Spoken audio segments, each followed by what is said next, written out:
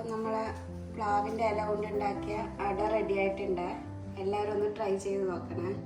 നമുക്ക് പ്ലാവിൻ്റെ ഇല കൊണ്ട് വെറൈറ്റി ഒരു അട ഉണ്ടാക്കിയാലോ.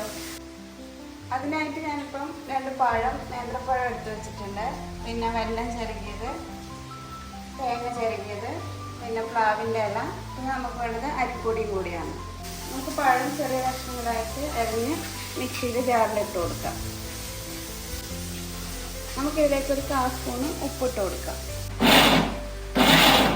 ഞാനൊരു 1.5 ഗ്ലാസ് വറുത്ത അരിപ്പൊടി എടുത്തിട്ടുണ്ട്. നൂൽപ്പുട്ടിൻ്റെ പൊടിയാണ് ഞാനിപ്പോൾ എടുത്തിട്ടുള്ളത്. നിങ്ങളുടെ കയ്യിൽ ഏത് പൊടിയാണോ അതെടുക്കാം. പഴം അരച്ചത് ഞാനിതിലേക്ക് ഇട്ട് കൊടുക്കുന്നുണ്ട്.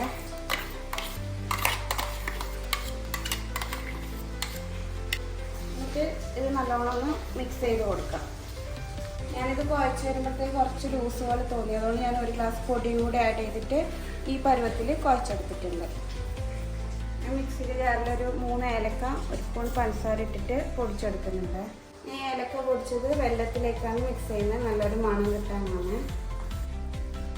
ഇങ്ങനെ പരത്തിയെടുക്കുന്നുണ്ട് ഇല വെച്ചിട്ട്.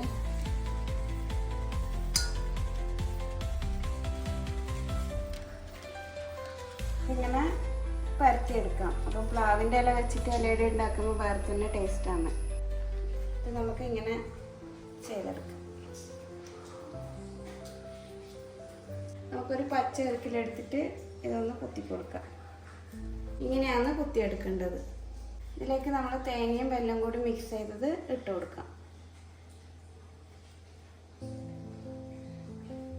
നമുക്ക് ഇതിന്ന് കുറച്ച് മാവ് എടുത്തിട്ട് ഇതൊന്ന് അടച്ചു കൊടുക്കാം.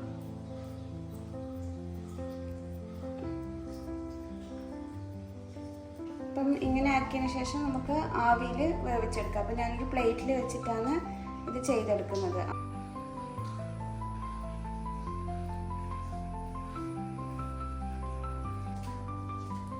അപ്പം നമ്മളെ പ്ലാവിൻ്റെ ഇല കൊണ്ടുണ്ടാക്കിയ അട റെഡി ആയിട്ടുണ്ട്.